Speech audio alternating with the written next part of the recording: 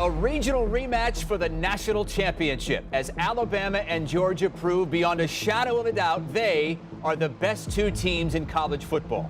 While Georgia's been number one for most of the season, Alabama needed a late season push just to make the playoff.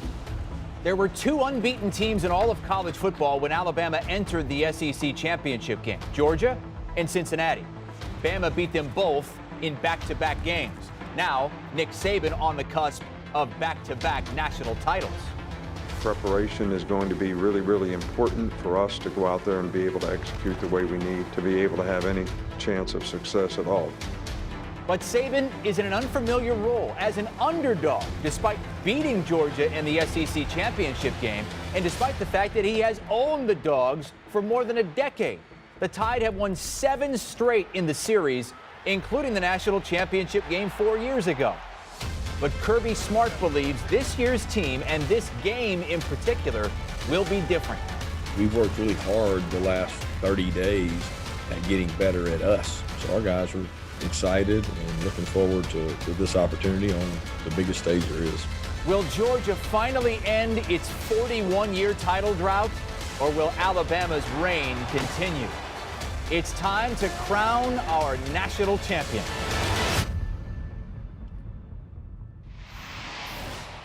Let's welcome in Barrett Sallee, who is there in Indy. Where, Barrett, I did check the weather. It is 14 degrees outside with a wind chill of 2. So we're very happy that you're indoors right now. Now, you've got some matchups in this game that you want to focus on. They're very important here, how things could unfold. Let's start with Stetson Bennett going up against Alabama pass rusher Will Anderson. What do we need to watch for here?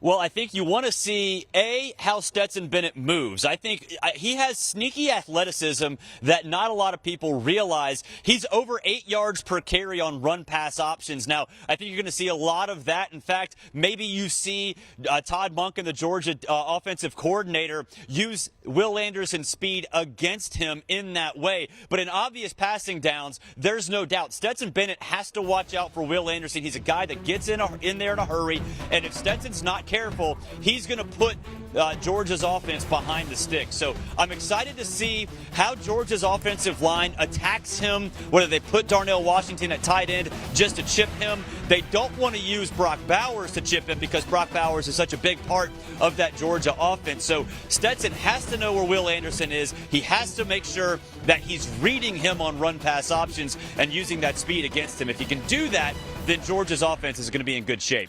Talk about the Georgia defense because it has been hailed all year as the best in college football. So the matchup here is Georgia's secondary that you want to look at going up against Alabama wide receiver Jamison Williams. Yeah, Jamison Williams has been so good for Alabama this year, but think back to the SEC championship game. They lost John Mechie in the middle of the second quarter, and while Alabama still got the job done, Georgia has had time to prepare what that offense will look like without Mechie. So I expect those guys, Lewis Seen and Christopher Smith, over the top to help out, to double-team Jamison Williams, because honestly, Amanda, I don't think that Kirby Smart is going to look at that Alabama wide receiving core and think, oh, God, Ja'Cory Brooks is the guy that's going to beat them. Yeah, Ja'Cory Brooks won the Auburn game by catching that game-tying touchdown at the end of regulation, but it's not like they have a ton of weapons around him. So I look for them to have safety help over the top and say, look, Alabama, Bryce Young, if you beat us with somebody other than Jamison Williams, fine. But if it's not going to be that guy that had almost 2 bills last time they played in the SEC championship game in Atlanta on December 4th. So I expect a very, very different defense, especially now that John Mechie is officially out. Barrett, I love this next one. Georgia's front seven. They could produce up to 5 first-rounders. They are so good going up against Alabama's offensive line.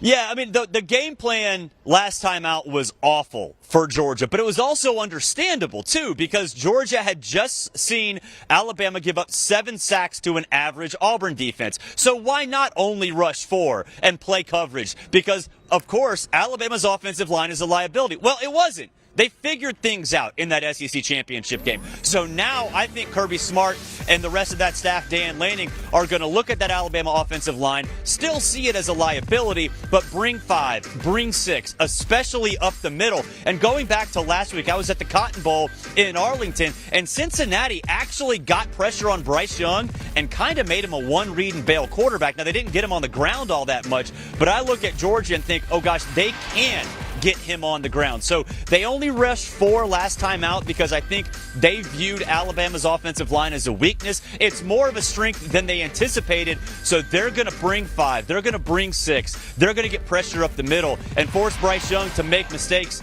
Try to force Bryce Young to make mistakes. And look, outside the pocket, we know he's lethal. We've seen that all year long. But that's the best way to beat Alabama. Get in Bryce Young's head, get pressure up the middle, force him outside, and if he makes those passes on the run, then so be it. These two coaches, by the time Monday rolls around, would have seen each other just 37 days prior. We have Kirby Smart, Georgia, going for its first natty in 41 years. Nick Saban, they should just name him Nick National Championship Saban. Talk to me about the matchup between these coaches. Well, I think there's this idea out there that Kirby Smart sees Nick Saban across the other sideline and just panics. And maybe that was true early on in their careers. It certainly was true in the 2018 SEC Championship game when Kirby called a fake punt in a tie game at midfield with 3 minutes remaining. But now, look, I think Kirby looks at his team, and you heard that in the package that we aired earlier, that he's just working on us. That's what he always says. We're just going to work on us. And so I think Kirby has to figure out how to attack Nick Saban and understands that this Alabama team is not like some of the other ones, including some of the ones that Kirby Smart was on staff for. There are some holes, there are some mismatches that they can exploit. So, yeah, it's the teacher versus the student, but it's really hard, Amanda, to beat Nick Saban. He's the best coach of all time, and he's got the best roster of all time. So he's going to win a lot of games. But Georgia has built that roster. I don't think that Kirby Smart really is scared of Nick Saban or panics. I just think right now he didn't properly adjust to the matchup. He didn't properly diagnose what Alabama might do the first time around. I don't think that will be the case the second time around. I think Kirby Smart can see that. He can self-scout, and I think it's really tough for Alabama to beat the same team twice in a season, especially a team like Georgia that has a comparable, if not more talented roster. Anybody who calls reporting rat poison delicious is terrifying. Nick Saban is terrifying. Let's see about your pick in this game. Georgia, the line is moving. I think we both agreed that it should be closer to a pick-em. Georgia was favored by 3. It is now 2.5. The total here is 52. What is your best play in this game, Barrett? I'm grabbing the Bulldogs. It's hard to beat the same team twice in a season. I don't think Alabama, from a talent standpoint, really has what it needs up front on the offensive line to hold back this Georgia defense. Look, again, I think Georgia diagnosed things improperly in the first go-round. They thought that they could get at Bryce Young with only 4, and it didn't happen. So more pressure from all kinds of different directions. I think you'll see Bryce Young make a couple of mistakes, and this game to be a lower-scoring game, and that's right in Stetson Bennett's wheelhouse, the Georgia quarterback. And I think offensively, you're going to see Stetson with tempo, and you're going to see designed runs from the quarterback that will wear down that Alabama defense. I'll take the Bulldogs to win and cover, and I do think it'll be lower scoring than people think. Love it, Barrett. Thank you so much. Stay warm, please. I know we're going to talk to you a lot. I'm going to try. Wind chill of 2, Barrett. That's crazy for us here in South Florida. We appreciate it. Barrett Sallee joining us Celsius. There. Not Celsius. No, Fahrenheit. No. Exactly. Not for the Canadian who's sitting beside me right here. I think that's something like -7. Minus 14. Minus 14, whatever. Barrett, stay warm. We'll talk to you real soon.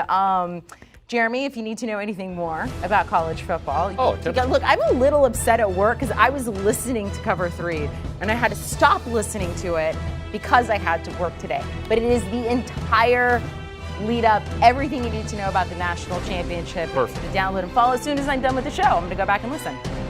Do you want a sports network that delivers everything that matters about the game? The highlights, the picks, the instant analysis, no yelling, no fake debates, no politics. Hit the subscribe button and never miss a moment.